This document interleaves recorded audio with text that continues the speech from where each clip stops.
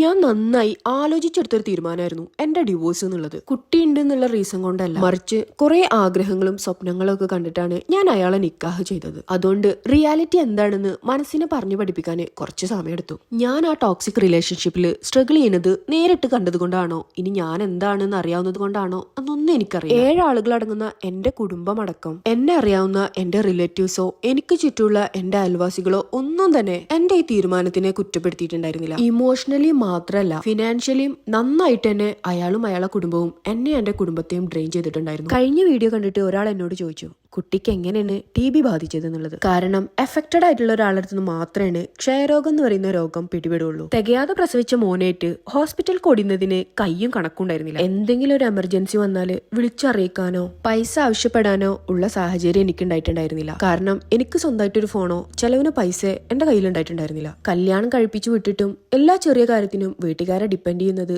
എനിക്ക് വളരെ വിഷമമുണ്ടാക്കുന്ന കാര്യമായിരുന്നു. അതുകൊണ്ട് പ്രൈവറ്റ് ഹോസ്പിറ്റൽസിൽ പോയി മടുക്കുമ്പോൾ ഞാൻ ഗവൺമെന്റ് ഹോസ്പിറ്റലുകളിലും പോകാറുണ്ട്. അതുകൊണ്ട് കുസൃതികളൊക്കെ കാട്ടി തുടങ്ങുന്ന കൈക്കുഞ്ഞേറ്റ് ലോങ് ക്യൂല് കുറെ നേരം എടുത്തിട്ടാണ് ഡോക്ടറെ ഞങ്ങൾ കൺസൾട്ട് ചെയ്തിട്ടുണ്ടായിരുന്നത്. ഈ അടുത്ത് ഒരു ഫോളോവർ എന്നോട് ചോദിച്ചു ഇതുവരെ എന്താ ഡിവോഴ്സിനെ കുറിച്ച് സംസാരിക്കാൻ. ചെറിയ ചെറിയ കാര്യങ്ങൾക്ക് വരെ ഡിവോഴ്സ് ആവുന്ന ഇന്നത്തെ കാലത്ത് ക്ഷമയുടെ നെല്ലിപ്പലൊക്കെ കണ്ടിട്ടാണ് ഞാൻ ഡിവോഴ്സ് എന്നുള്ള തീരുമാനം എടുത്തത്. ഇന്ന് ഞാൻ ജീവിക്കുന്ന ലൈഫും എന്റെ യാത്രാ വീഡിയോസും കണ്ട് ബാഡ് ഇൻഫ്ലുവൻസ് ഒരിക്കലും ഒരു കുട്ടിക്ക് പോലും ഉണ്ടാവരുത് എന്നുള്ള റീസൺ കൂടെ ഇതിന് പിന്നിലുണ്ട്. പക്ഷെ പ്രശ്നങ്ങൾ വരുമ്പോൾ ആത്മഹത്യ ചെയ്യാന്നുള്ള പ്രവണത ഈ അടുത്തായിട്ട് നമ്മൾ നന്നായി കണ്ടുവരുന്നുണ്ട്. അതുകൊണ്ട് മാത്രമാണ് ഇൻട്രസ്റ്റ് ഇല്ലെങ്കിൽ കൂടെ ഞാൻ ഈ വിഷയത്തെ കുറിച്ച് സംസാരിക്കുന്നത്.